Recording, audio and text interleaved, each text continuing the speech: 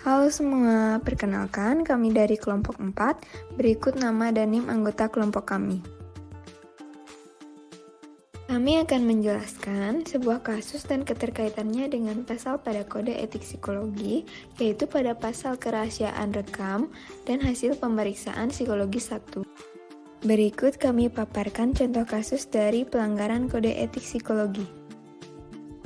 DA dan YS merupakan sepasang suami istri yang sedang datang ke klinik X untuk meminta arahan kepada seorang psikolog mengenai perceraian yang akan mereka lakukan. SS adalah seorang psikolog yang didatangi oleh DA dan YS. Sebagai seorang psikolog, dia harus bisa menjaga kerahasiaan klien dan tidak menyebarkan hasil rekam medis yang telah dilakukan.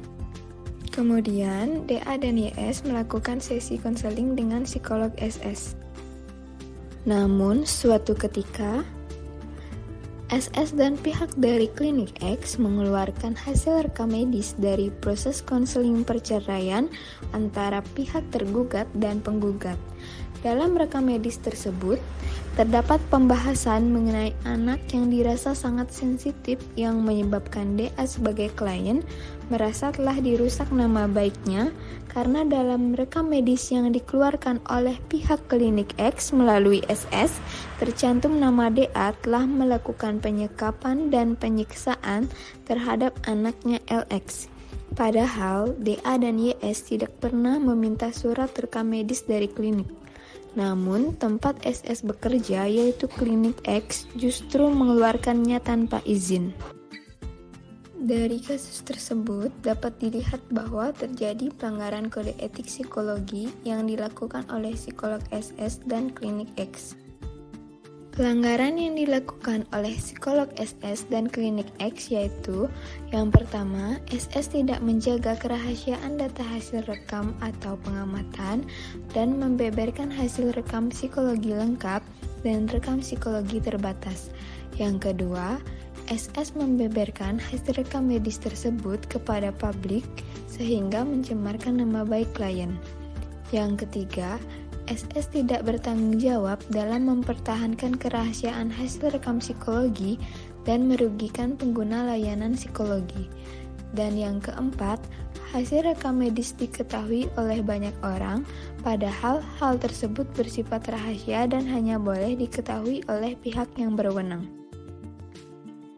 Pada pasal 23 dijelaskan, seorang ilmuwan psikologi atau psikolog dalam memberikan pelayanan psikologi harus menjaga kerahasiaan data hasil rekam atau pengamatan. Terdapat dua jenis rekam psikologi, yaitu yang pertama, rekam psikologi lengkap, yang kedua, rekam psikologi terbatas. Pada pasal 24 dijelaskan, psikolog dan ilmuwan psikologi bertanggung jawab untuk mempertahankan kerahasiaan rekam pelayan psikologi. Ada beberapa hal yang harus diperhatikan, yaitu yang pertama, dapat diberikan hanya kepada yang berwenang mengetahuinya dan hanya memuat hal-hal yang langsung berkaitan dengan tujuan pemberian layanan psikologi. Yang kedua, dapat dideskripsikan hanya dengan orang-orang atau pihak yang secara langsung berwenang atas diri pengguna layanan psikologi. Dan yang ketiga, dapat dikomunikasikan dengan bijaksana secara lisan atau tertulis kepada pihak ketiga hanya bila pemberitahuan ini diperlukan untuk kepentingan pengguna layanan psikologi, profesi, dan akademisi. Pada poin 1 dan 2 telah melanggar pasal kode etik psikologi, yakni pada pasal 23 mengenai rekam psikologi lengkap dan rekam psikologi terbatas. Sedangkan pada poin 3 dan 4 telah melanggar kode etik psikologi, yakni pasal 24 mengenai tanggung jawab untuk mempertahankan kerahasiaan rekam pelayan psikologi. Sekian video dari kami, semoga bermanfaat bagi kalian yang menonton. Terima kasih.